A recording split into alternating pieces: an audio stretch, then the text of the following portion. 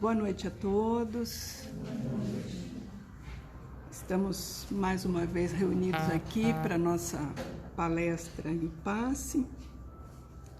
Agradeço pela presença de todos. Vamos então fazer uma oração para a gente se harmonizar.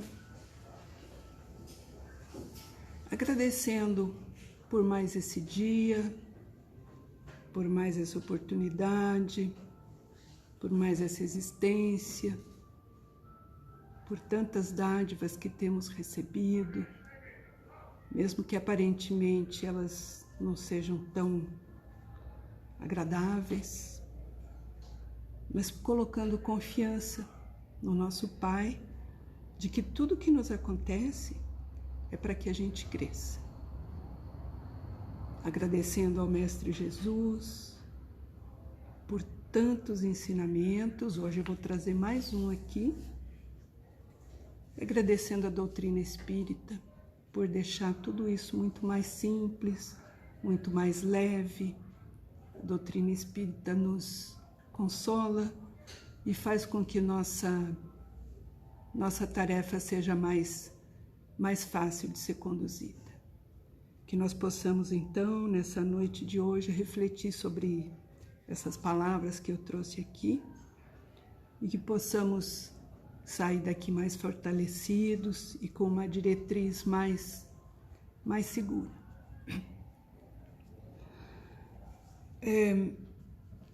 Então, o tema que eu trouxe se chama O Talismã Divino. E esse texto, com esse título, ele está num livro que se chama Jesus no Lar, pelo espírito Néio Lúcio, psicografia de Chico Xavier. Nesse livro, assim como, por exemplo, no livro A Boa Nova, que é um livro mais famoso do que esse, são contadas passagens da vida de Jesus que não se encontram nos 4 evangelhos, né, na Bíblia oficial. E geralmente são passagens que ocorreram na casa dos apóstolos, né, principalmente na casa de Simão Pedro, onde Jesus se hospedava, e retratam então conversas que havia entre os apóstolos e Jesus, principalmente no horário das refeições, né, à noite, quando eles se reuniam, né, depois do trabalho, junto ao público em geral, era uma conversa mais reservada entre Jesus e os apóstolos. E a doutrina espírita, então, nos traz essas pérolas, essas preciosidades, né, esses ensinamentos que eram dedicados apenas àquele núcleo mais reduzido, né, dos discípulos de Jesus. Então, nesse texto é relatado que eles estavam, então, em conversa, justamente em casa, e eles estavam falando sobre o que Jesus tinha feito, né? Os prodígios que Jesus já tinha conseguido, as curas, né? As pessoas loucas que tinham sido também resgatadas, né, daquela insanidade. E aí, a mãe de João e Tiago, até no texto fala assim, a zelosa mãe de Jesus, de João e Tiago. E por que ele usa esse termo zelosa, né? Que ela tinha zelo pelos filhos. Porque ela é a mesma mãe que quando Jesus foi conversar com a família, né? Ela era a esposa do Zebedeu, que era mãe justamente de João e Tiago. Jesus foi conversar com eles para que os 2 filhos fossem apóstolos, né? Fossem seguidores de Jesus. Isso está relatado na Bíblia. Ela pergunta, né? Já que Jesus estava implantando um reino, ela pergunta, mas então eu gostaria que meus filhos, um sentasse à sua direita e outro à sua esquerda, né? Como querendo dizer, para ajudar a administrar o reino, né? Como se fossem ministros ou alguma coisa de importância, né? Então ela era muito zelosa pelo bem-estar dos filhos. E aqui nessa ocasião, quando eles estavam justamente falando de tudo de bom que Jesus estava fazendo, então todos eles se colocaram nesse lugar, né? A gente também gostaria de fazer tudo isso.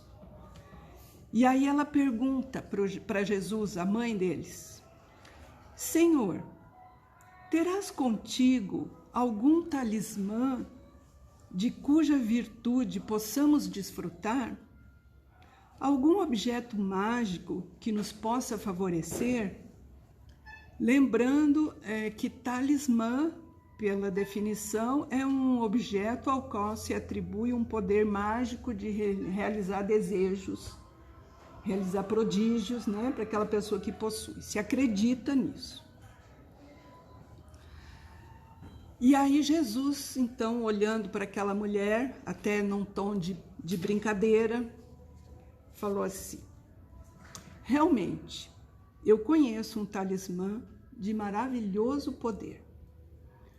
Usando seus milagrosos recursos, é possível iniciar a aquisição de todos os dons de nosso Pai. Então, lembrem dessa expressão, iniciar a aquisição de todos os dons de nosso Pai. Então, na verdade, ele não está dizendo que vai concluir a aquisição dos dons, mas vai iniciar. Depois ele continua, e aí ele vai descrevendo uma série de benefícios que vêm com esse talismã. Ele diz: ele oferece a descoberta dos tesouros do amor que estão ao redor de nós, mas que custamos a ver. Ele descortina o entendimento onde antes havia a desarmonia. Ele abre revelações da arte e da ciência.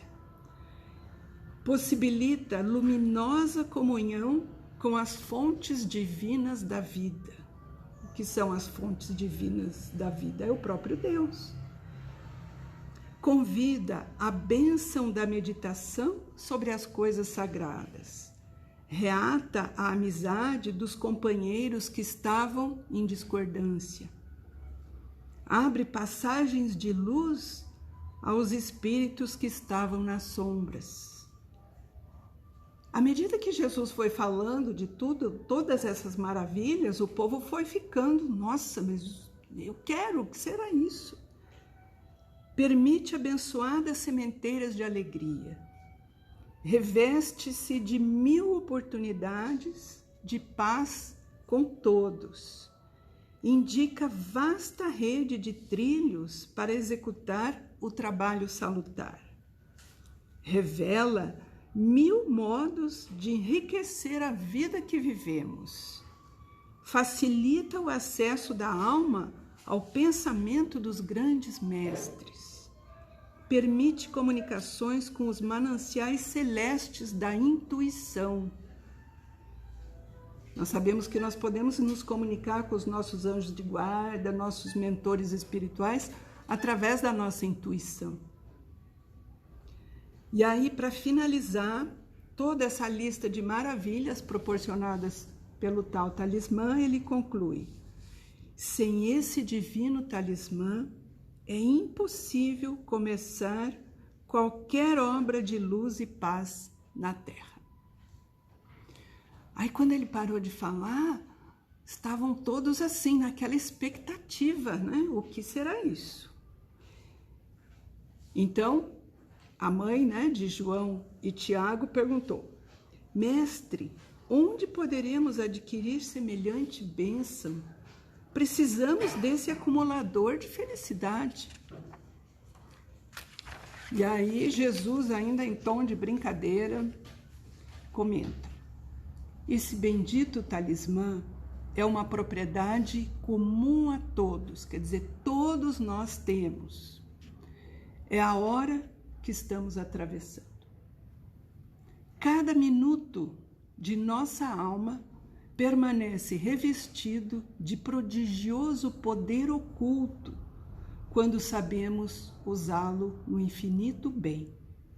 Porque toda grandeza e toda decadência, toda vitória e toda ruína são iniciadas com a colaboração de cada dia. O tempo é o divino talismã que devemos aproveitar bem. Então, a partir de agora, a gente vai deixar aquela narrativa de Jesus, né, aquele ambiente da casa de Pedro, e vamos colocar essa situação nos nossos dias. Vamos pensar um pouquinho sobre essa questão do uso do tempo. Algumas pessoas, eu acho que todos nós conhecemos alguém assim, acham equivocadamente, infelizmente para eles, que eles estão aqui na vida a passeio, de férias, para curtir, aproveitar, se divertir, e é isso. Quantas pessoas nós conhecemos que encaram a vida, os acontecimentos, a existência dessa maneira? Lá na pergunta 132 do Livro dos Espíritos, Allan Kardec perguntou: qual é o objetivo da encarnação dos espíritos? Ou, em outras palavras, qual é o objetivo da nossa vida aqui? E a resposta é muito direta. O objetivo é chegar à perfeição e colaborar, cada um, com a sua parte na obra da criação divina. Então, somos todos colaboradores do Pai na obra da criação. Cada um de nós tem tarefas a executar nessa obra. E ao executar essa tarefa, nós nos aperfeiçoamos. E é por isso que depois ele conclui, né, no restante da resposta. Para isso, por uma admirável lei da providência, tudo se encadeia, tudo é solidário. Então, ao mesmo tempo em que a gente ajuda na obra da criação, nós mesmos estamos nos aperfeiçoando. Então, cada um de nós trabalha na construção de si mesmo. Nós todos somos seres em construção. Estamos ainda em construção. E imagino que ainda vamos levar muitas existências em construção, né? Porque temos ainda muitas coisas para acertar, para melhorar. E cada hora, cada minuto, como disse Jesus, deve ser usada, então, nesse objetivo. Leon Denis foi um dos divulgadores do Espiritismo lá no final do século XIX, início do século XX, um pouquinho depois de Allan Kardec desencarnar. Ele continuou o trabalho, e o trabalho dele era mais focado na questão da filosofia. Ele escreveu vários livros abordando temas de filosofia, mas com a visão espírita. E um dos livros mais famosos dele se chama O Problema do Ser, do Destino e da Dor. E lá ele fala que é na vida íntima, quer dizer, no íntimo de cada um, no desabrochar das nossas potências, das nossas faculdades, das nossas virtudes, que está o manancial das felicidades futuras. Então, com isso, a gente lembra aquele termo que Jesus usou: iniciar a aquisição de todos os dons de nosso Pai. E aqui, Leon Denis usa a palavra potências, né? As potências do ser humano. Então, ele diz que está dentro de nós, na nossa própria vida íntima, justamente o desabrochar dessas potências, né? A potência significa um potencial, quer dizer, uma coisa que existe, que tem poder, mas ainda não se manifestou. Então, cabe a nós fazer com que essas potências desabrochem. Só que o próprio Denis, depois ele continua, ele diz assim, lamentavelmente, né? A maioria de nós, e aí ele usa o termo nós, ele se coloca junto, né, conosco nesse drama. A maioria de nós gastamos a vida em coisas banais, improfícuas, percorremos o caminho da existência sem nada saber de nós mesmos, das riquezas psíquicas, cuja valorização nos proporcionaria benefícios inumeráveis. Então, muitos de nós não conseguimos imaginar a grandeza que tem lá dentro, mas que deve ser cultivada, que deve ser cuidada como uma planta que precisa de cuidado, de água, de atenção para florescer. Chico Xavier, no programa Pinga Fogo, também usa o termo potências. E ele usa no sentido de que os nossos sentidos, né, a nossa visão, a nossa audição, a nossa fala, são potências do ser humano, né? São poderes que podem ser usados para o bem ou para o mal.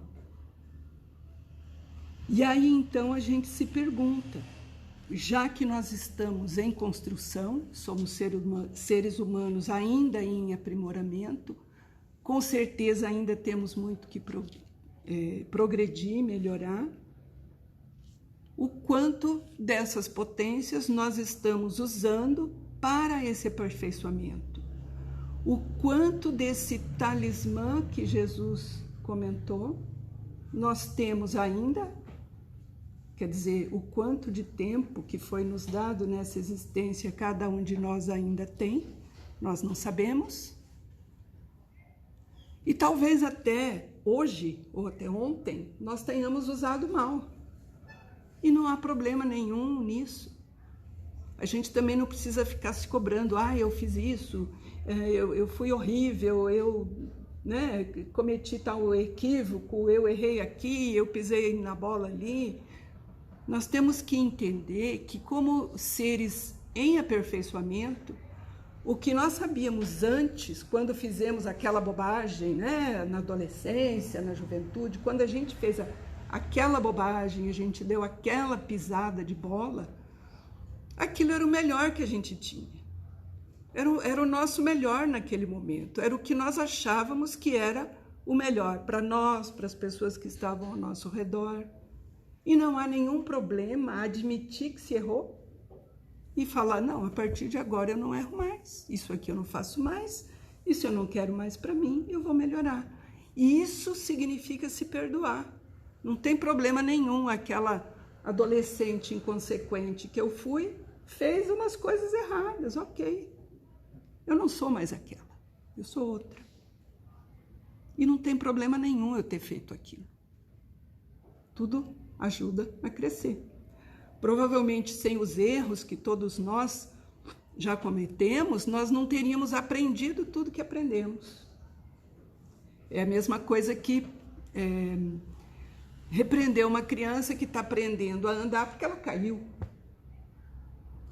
É assim que se aprende. Então, considerando com essa visão de Chico Xavier, que as potências do ser humano são os nossos sentidos, né, entre tantas outras, vamos então pensar o que nós temos feito dos nossos sentidos. Por exemplo, da nossa visão, o que eu tenho escolhido para ver? Eu vejo o lado melhor, eu vejo as pessoas como seres também na tentativa da busca, ou eu só consigo ver a parte negativa, eu só consigo ver os defeitos?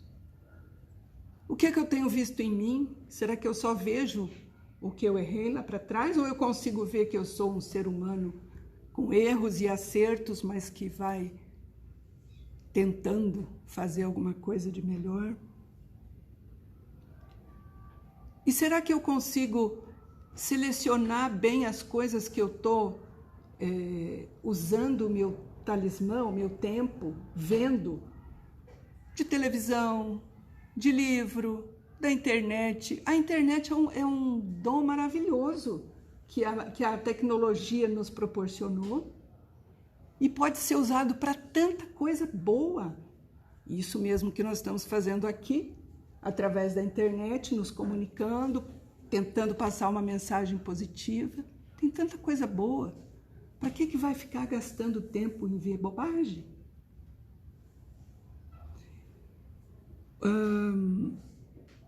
a fala, né? Será que eu estou usando a minha fala para o bem? Será que eu estou me comunicando de forma amorosa, de forma generosa com as pessoas, mesmo que às vezes eu precise ser firme, né, em algumas situações, mas será que eu estou colocando amorosidade naquilo, eu estou me colocando no lugar daquela pessoa para tentar usar de tato, mesmo que eu precise falar alguma coisa mais firme? Eu uso a minha fala para xingar, para maldizer, para caluniar? Ou eu uso para o bem? Eu falo coisas boas para as pessoas? A audição. No que eu estou gastando a minha audição? Eu estou ouvindo coisas boas?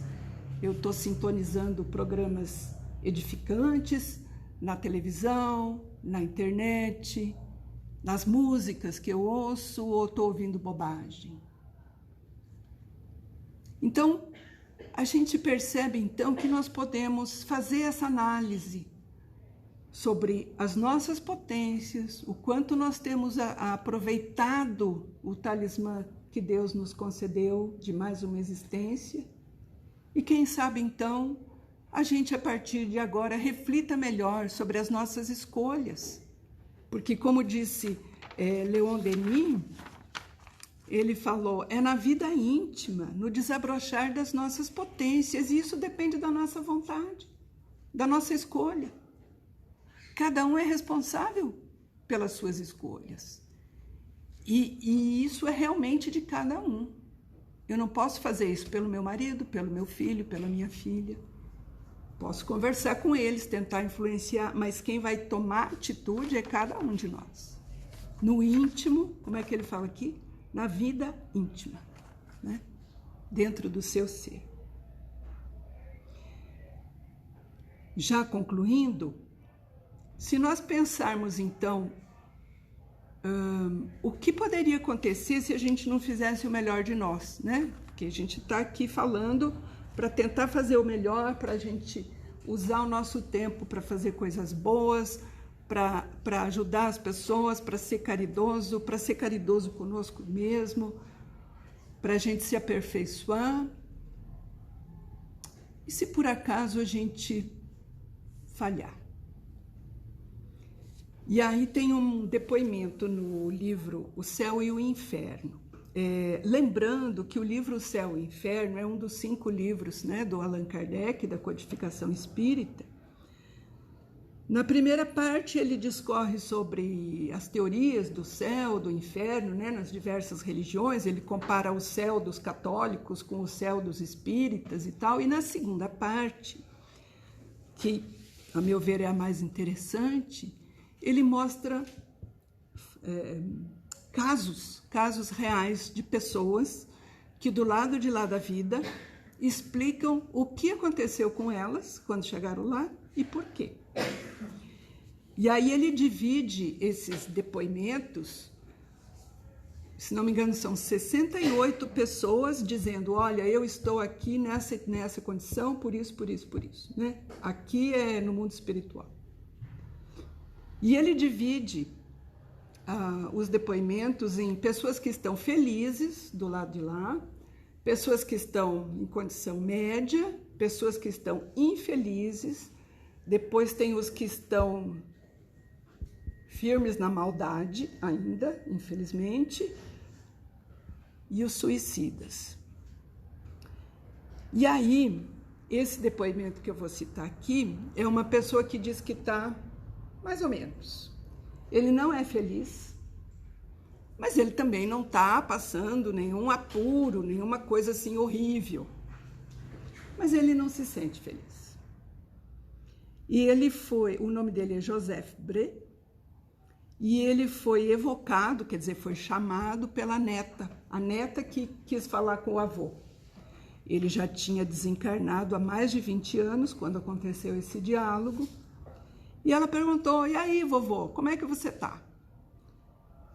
E aí, olha a resposta dele, gente. Eu sofro pelo desgosto de não ter melhor aproveitado o tempo aí na terra.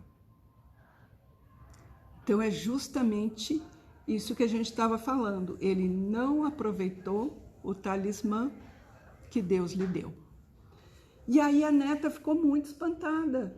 Mas vovô, você sempre foi uma pessoa de bem, um homem de negócios honesto, você sempre se deu muito bem com as pessoas na sociedade, nunca ninguém teve nada para falar de você. E aí ele disse que ele realmente, aos olhos da justiça divina, ele foi um homem honesto. Mas que na justiça de Deus, ele deixou a desejar. E aí ele comenta que não basta seguir a lei estritamente, que era o que ele fazia, porque ele era um homem de negócios. Precisava fazer mais, precisava fazer o bem. E isso ele não fez. Ele diz, honesto aos olhos de Deus é aquele com abnegação e amor consagra a existência ao bem, ao progresso dos seus semelhantes e que um dia deverá prestar contas do emprego do seu tempo. E aqui eu lembro a vocês que na doutrina espírita a gente sabe que não existe nenhum juiz que vai nos apontar o dedo quando a gente chegar no mundo espiritual. Porque o juiz vai ser a nossa própria consciência. A lei de Deus está escrita na nossa consciência.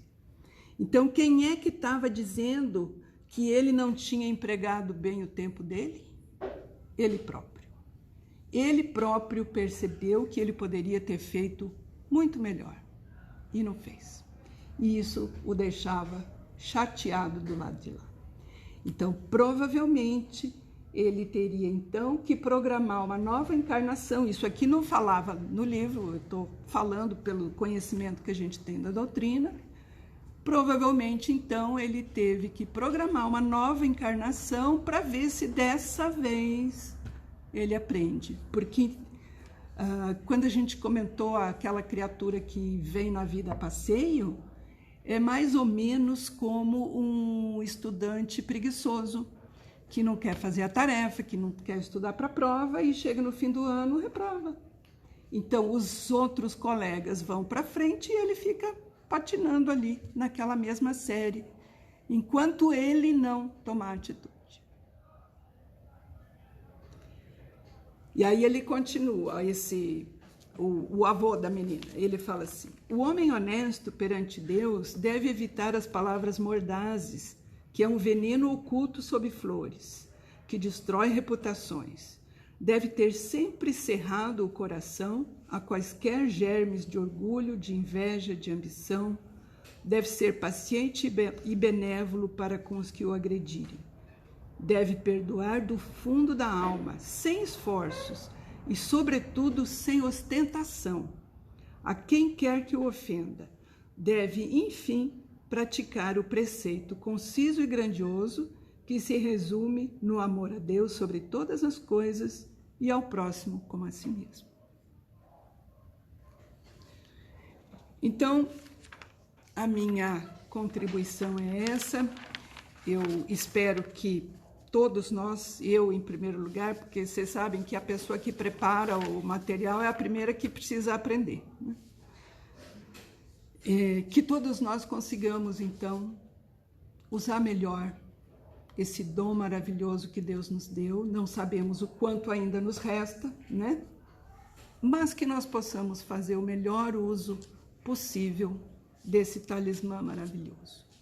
Então, vamos fazer uma oração para depois a gente ir para o passe. Pai nosso, que estás no céu, santificado seja o vosso nome. Venha a nós o vosso reino. Seja feita a vossa vontade, assim na terra como no céu. O pão nosso de cada dia nos dai hoje. Perdoai as nossas ofensas, assim como nós perdoamos a quem nos tem ofendido. E não nos deixeis cair em tentação, mas livrai-nos do mal. Que assim seja.